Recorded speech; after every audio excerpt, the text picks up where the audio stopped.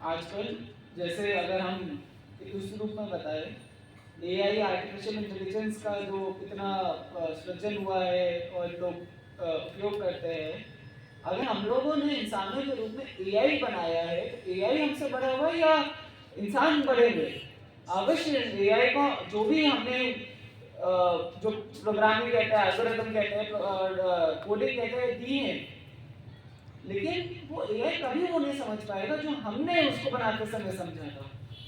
तो हमें जितना भी सक्षम हो जाए, लेकिन क्या वो एआई आर्टिफिशियल इंटेलिजेंस, क्या वो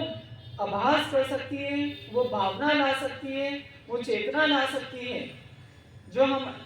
शारीरिक ही रूप में हमें मिलती है? तो आपका शरीर जितने भी भावनाओं को महसूस कर पाए, जितने भी दिक्कतों को देख पाए, लेकिन वो शारीरिक ही रूप में दिक्कतें हैं और उनका उच्चारण अगर शरीर में आपको नहीं मिल रहा है तो आपको आपकी आत्मा में ही मिलेगा, और उसका उच्चारण आपकी आत्मा का यहीं पर सिद्ध शक्ति की सत्य मंदिर में ही आपको प्राप्त होगा। और ये सब आपको हर वर्ष दिवस उत्सव में हर समय अलग अलग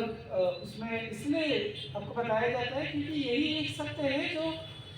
सबसे पहला आपका कदम होगा, सबसे पहला आपका भगवान की ओर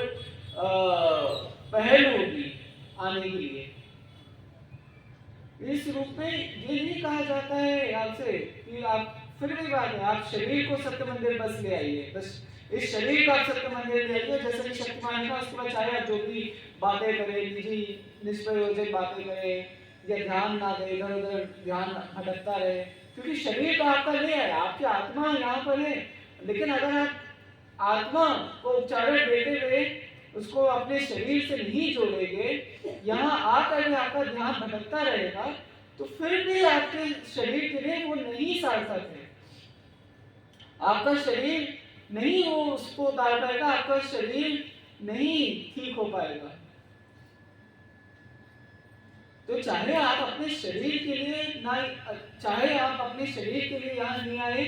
चाहे ये ज्ञान आपके शरीर के लिए चाहे ना हो, आपके आत्मा के लिए, लेकिन अगर इससे आप अपने शरीर को नहीं जोड़ पाएंगे, आपका शरीर नहीं इसको कर पाएगा, तो शरीर में दिक्कतें रहेगी। और शरीर है, जीवन है, क्योंकि आप एक आभास के रूप में, समझने के रूप में, जितने हमारे जीवन में शरीर के रूप में व्यापक करते हैं इस जीवन को,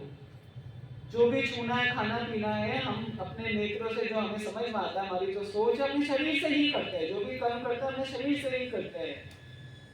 लेकिन वो कर्म करवाने वाला जीवात्मा उस परमात्मा का ही अंश है। आप जो भी कर्म यहाँ पर सत्य मंदिर में देखते हैं, जो भी यहाँ पर निर्माण कार्य होता है, चाहे यहाँ पर जो बन रहा है, पशु सेवा हो रही है, आगे का जो निर्माण कार्य हो रहा है, जितने भी प्रोग्राम होते हैं, उसका प्रोग्राम का शेड्यूल बनने वाला, क्या होगा, कैसे होगा, कहाँ होगा, उसकी प्लानिंग, उसका प्रयोजन, जो योजना है, हर योजना जो आप देखते हैं बाहर, जो हम सब हमारी परिवार पशु सेवा करते हैं, उनका आहार देते हैं या चिकित्सा उनका उनका इलाज कराते हैं, आपस में हम लोग जो ध्यान करते हैं, ध्यान देते हैं, एक दूसरे की देखभाल करते हैं, जो भी आप सब देख रहे हैं वो करवाने वाला कौन है? ना वो ऑफिस में बैठे हुए लोग हैं, ना आप हैं। उस रूप में भगवान ने श्री कृष्ण चेतना अवतार देवी मां के रूप में अपना दर्शन दिया, और आज वही रूप आध्यात्मिक गुरु देवी शक्ति मां, जितने भी आप योजनाएं आप देखते हैं, जितने भी आप जो भी होता है सत्य मंदिर, कौन करवाने वाला है? कौन सुनिश्चित करता है कि ये हो रहा है, टाइम से हो रहा है, नहीं हो रहा है, क्यों नहीं हो पा रहा है,